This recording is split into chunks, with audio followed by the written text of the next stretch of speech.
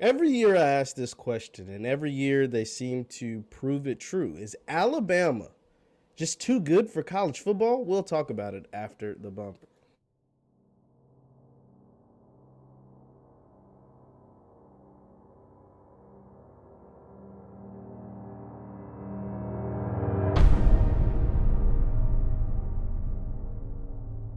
Victory formation.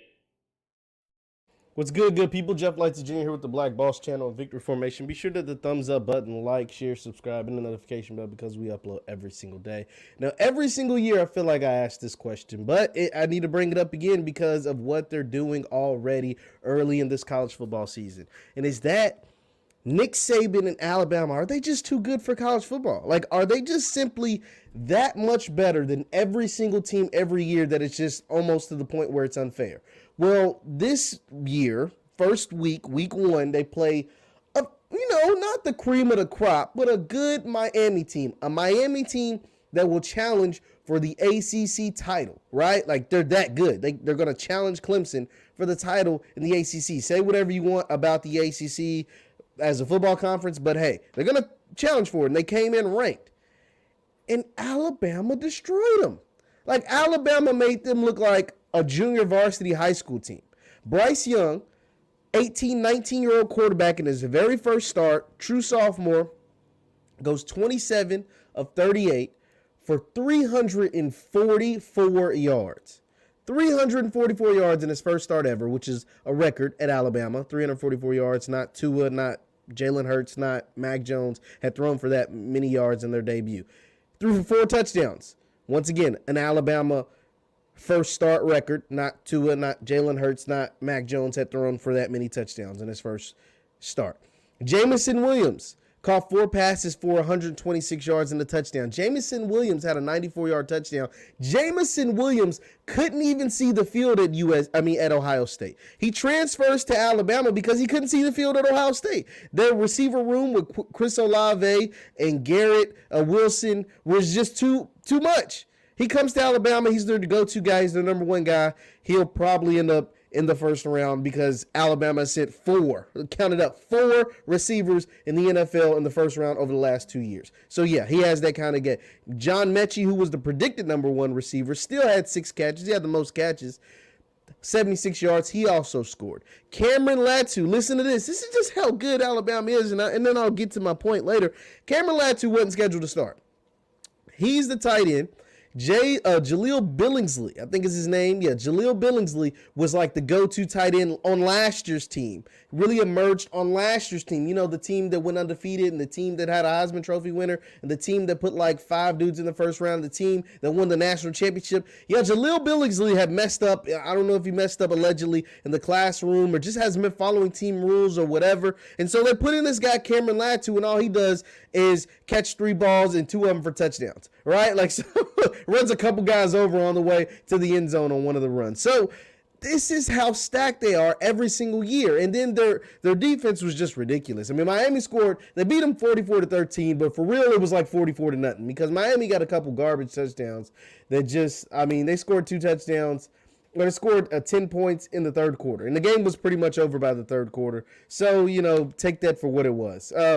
And Alabama is just ridiculous. I mean, they are simply ridiculous. And now they have a quarterback in Bryce Young who might be better than the previous 3 who are in the NFL and are starting week 1 in the NFL. Jalen Hurts, Tua Tagovailoa, and Mac Jones. 2 of those guys won the first round. The other one went in the second round. They're all going to be week 1 starters in the league. And so it's just like, can teams realistically compete with Alabama?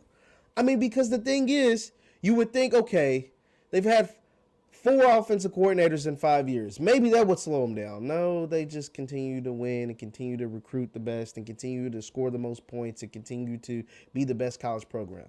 Well, the coach is getting up in age. Maybe that'll slow him down. No, he looks better and younger and more hip and into it than ever, right? He even smiled after their win, and he don't never smile. He smiled after their win when they put the little rubber helmet on him. He's making jokes. He's being more loose. He's being more transparent. Well, maybe they'll, when they lose all those NFL guys, No, they just continue to put guys in the NFL, whether it was Patrick Surtain, Matt Jones, Devontae Smith, Jalen Waddle,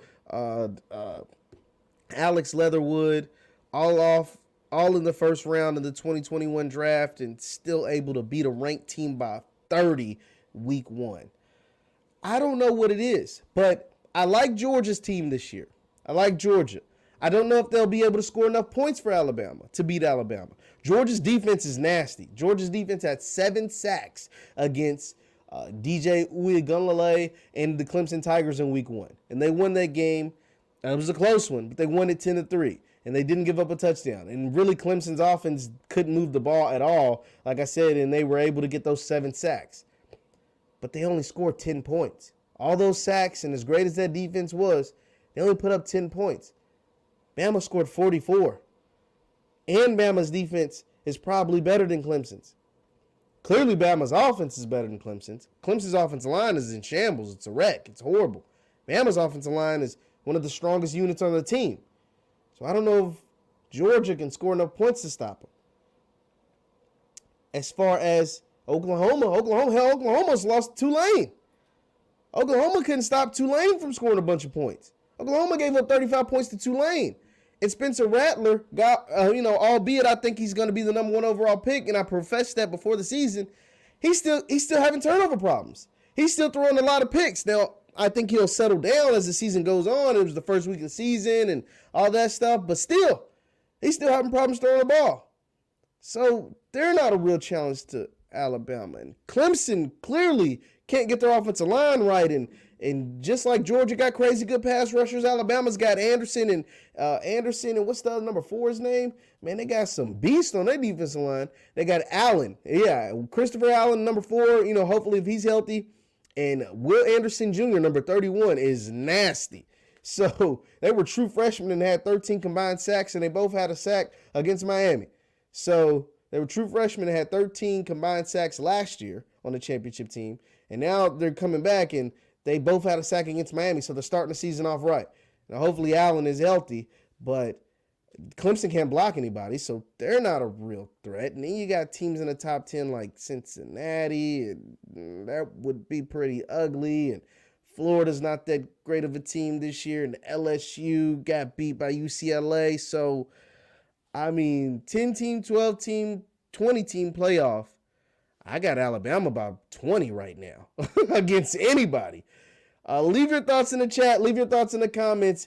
Are the Crimson Tide once again just going to run through college football and win another national championship? Knock on wood. If they stay healthy with this guy running the show at quarterback, Bryce Young, it's going to be another Alabama-laced season. Leave your thoughts in the chat. Leave your thoughts in the comments. Once again, I'm Jeff Lightsy Jr. with the Black Boss Channel and Victory Formation.